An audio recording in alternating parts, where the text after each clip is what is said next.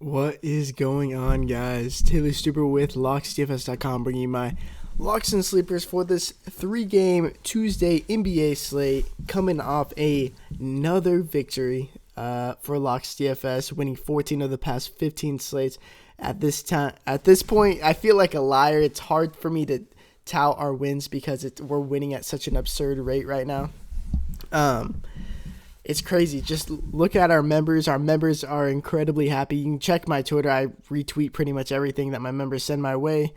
I appreciate the love that we've been getting from everyone. It's very, very overwhelming. But I mean, it's nice to see the fruits of your labor because I work my ass off every day trying to provide this for you guys. The most optimal, always looking for an edge. I wake up very early. I start the night before. I wake up very early, work throughout the day, trying to find the most edge, like I just said, and have the most optimal lineup for you guys. If you want to try us out, please just come over to locksdfs.com. We have week passes. We have month passes. Addy's also been killing NHL. I think he's won 16 of the past 18 slates. And then college basketball with Christian Hardy.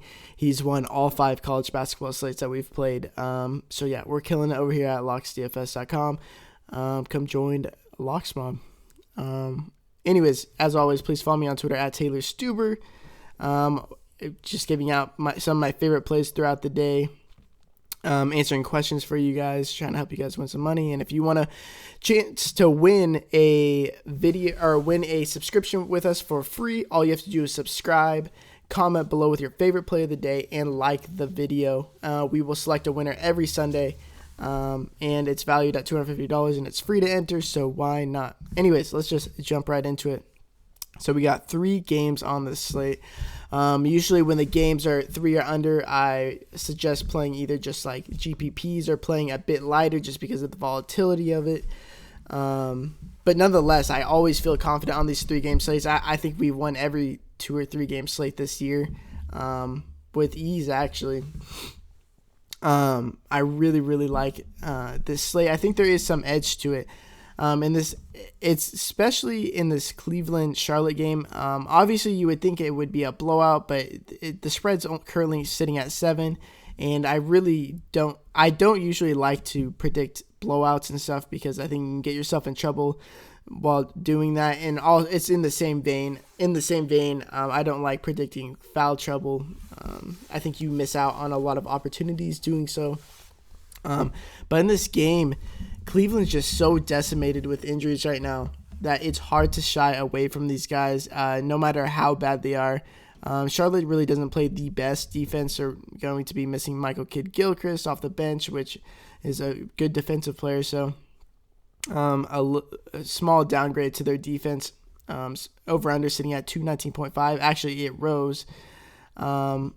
And like I've been trying to teach you guys this, 38% of the bets are on the over, and it rose. So that means this 38% has more money than this 62%. So the sharps in the shark money thinks that the game is going to hit over the 218.5 original opening mark. So really want to be targeting this Cleveland team. They're going to be missing Chetty Osman, Sam Decker, Kevin Love. Who else? I think that's it. But then I saw before this game that and they're also missing George Hill, which is the most important piece. And then I saw this morning before I made this video that J.R. Smith missed shoot-around with an illness, so he might not even play. And if he doesn't play, that makes me love Jordan Clarkson. Without those 4 guys, not including J.R. Smith, his usage rises to 28.2%. By far the highest on the team. I think second on the team is Rodney Hood, who has like a 25% usage rating without those guys, but in a limited time. And then Sexton has like a 20.2% usage rating. But Jordan Clarkson at 5.7K, he's well over a point per minute fantasy player. The first game without all these guys against the Thunder, if you look over here at Popcorn Machine, had 32.9 minutes, and it's because he closed the game. He came in at the 4:43 mark in the third quarter, closed the game out. But if we look at this last game, he only ended with Let's look. He only ended with 25 minutes, and that has a lot to do with J.R. Smith closing the game. And I think it goes by game basis, who they're going to close with, who they're not going to close with. And if J.R. Smith misses this game, they have no choice but to play Jordan Clarkson. Big minutes, and it's the same for Larry Nance. Both of them should close the game. Jordan Clarkson, I expect to still come off the bench, which is totally okay because he's going to be playing over 30 minutes. If he's playing over 30 minutes with over a point per minute, fantasy point per minute, he's still going to score like well over 30 fantasy points. And at 5.7K on DraftKings and over here on FanDuel, he's 5.7K as well. Kind of a lock for me on both sides. Colin Sexton, I don't think he's a good basketball player. I've been saying it this whole time. But they just are so relentless in giving him minutes. We saw this first game against the Thunder when Jordan Hill was out. He received 41.7 minutes. This guy was in foul trouble the entire game. He even went to the locker room real quick for an injury and still logged almost 42 minutes, only missed 6 minutes of the entire game. And then last game, he ended with 33.7 minutes. Now J.R. Smith might miss, so it might just be Sexton and Clarkson out there at the same time.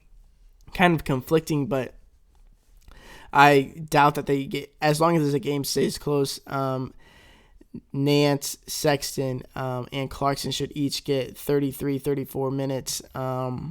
All about a point per minute outside of Sexton, but I think Sexton, given the price, is more than worth it at 5.7K over here on FanDuel, and on DraftKings, he is 5.1K. So it's kind of a no-brainer play for me.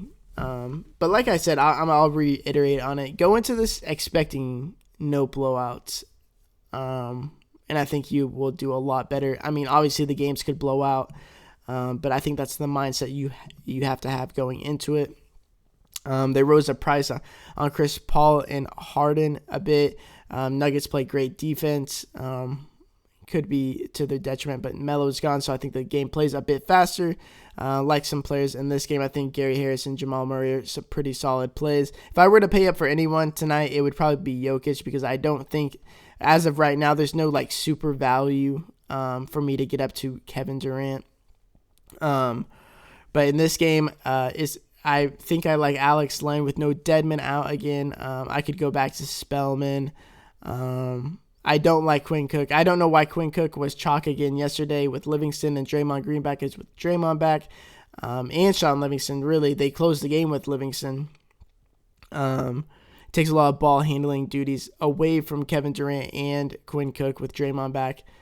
So yeah, I'm still trying to figure out this slate. You have to take a stand in this slate with where you're going to go. And I think I'm going to take it with these Cleveland guys just because I know that they're going to have to play minutes. And really, even in a blowout, Sexton played big minutes when the Thunder had a commanding lead in the fourth quarter. So I could definitely see these guys playing blowout minutes if it were to blow out too. So I think they're pretty safe for what they are.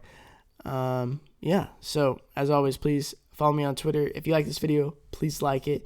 Hope you guys win all the money you can tonight. And until next video, peace.